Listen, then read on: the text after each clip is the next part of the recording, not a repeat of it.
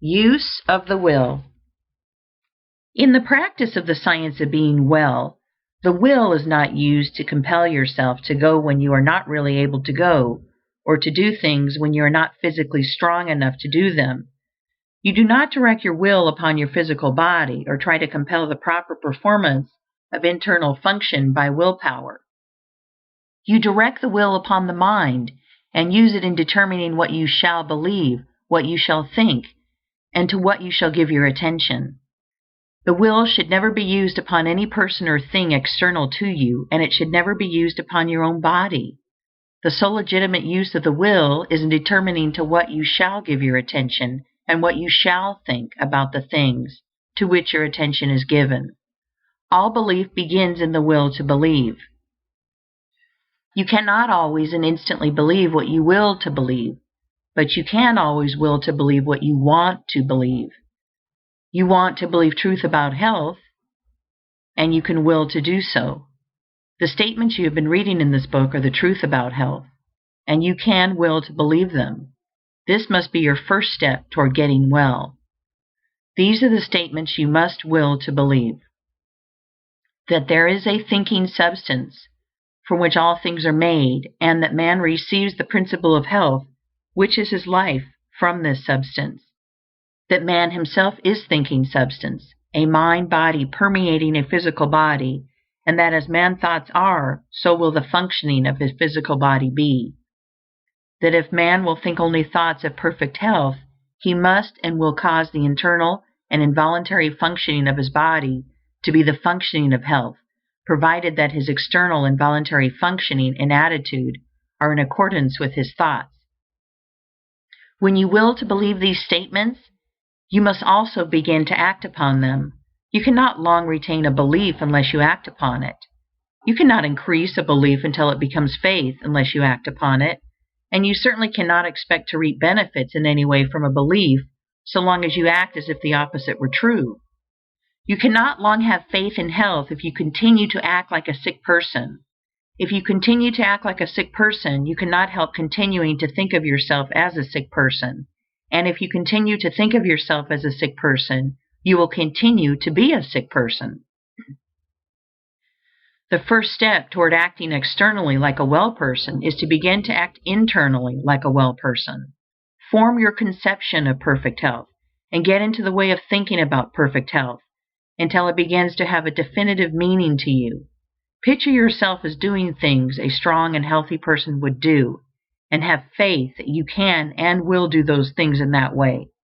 Continue this until you have a vivid conception of health and what it means to you. When I speak in this book of a conception of health, I mean a conception that carries with it the idea of the way a healthy person looks and does things. Think of yourself in connection with health until you form a conception of how you would live, appear, act, and do things as a perfectly healthy person. Think about yourself in connection with health until you conceive of yourself in imagination as always doing everything in the manner of a well person, until the thought of health conveys the idea of what health means to you. As I have said in a former chapter, you may not be able to form a clear mental image of yourself in perfect health, but you can form a conception of yourself as acting like a healthy person. Form this conception, and then think only thoughts of perfect health in relation to yourself, and, so far as may be possible, in relation to others. When a thought of sickness or disease is presented to you, reject it. Do not let it get into your mind. Do not entertain or consider it at all. Meet it by thinking health, by thinking that you are well, and by being sincerely grateful for the health you are receiving. Whenever suggestions of disease are coming thick and fast upon, and you are in a tight place, fall back upon the exercise of gratitude.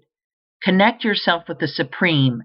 Give thanks to God for the perfect health He gives you, and you will soon find yourself able to control your thoughts and to think what you want to think. In times of doubt, trial, and temptation, the exercise of gratitude is always a sheet anchor which will prevent you from being swept away.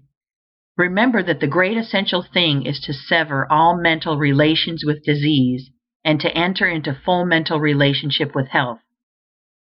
This is the key to all mental healing. It is the whole thing. Here we see the secret of the great success of Christian Science, more than any other formulated system of practice. It insists that its converts shall sever relations with disease and relate themselves fully with health.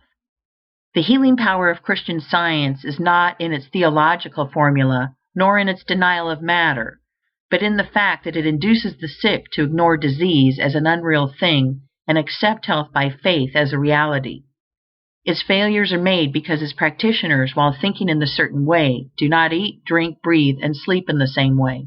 While there is no healing power in the repetition of strings of words, yet it is a very convenient thing to have the central thoughts so formulated that you can repeat them readily, so that you can use them as affirmations whenever you are surrounded by an environment which gives you adverse suggestions.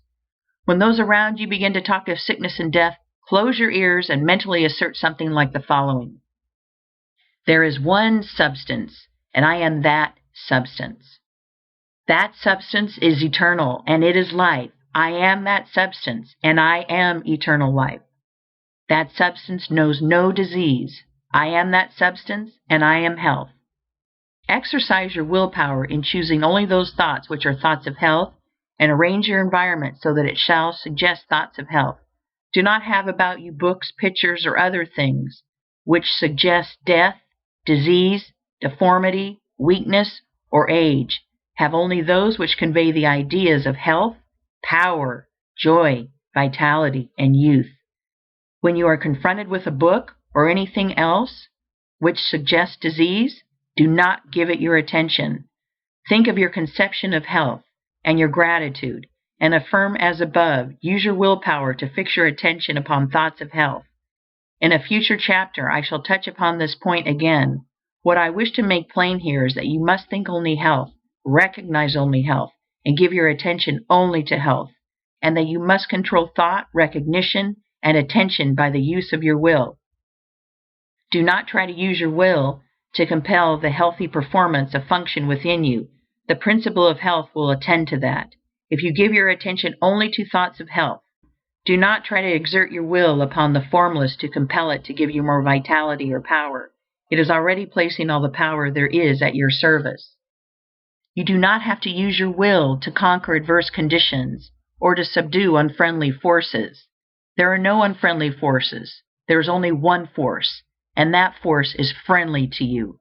It is a force which makes for health. Everything in the universe wants you to be well. You have absolutely nothing to overcome but your own habit of thinking in a certain way about disease, and you can do this only by forming a habit of thinking in another certain way about health. Man can cause all the internal functions of his body to be performed in a perfectly healthy manner by continuously thinking in a certain way and by performing the external functions in a certain way. He can think in this certain way by controlling his attention, and he can control his attention by the use of his will. He can decide what things he will think about.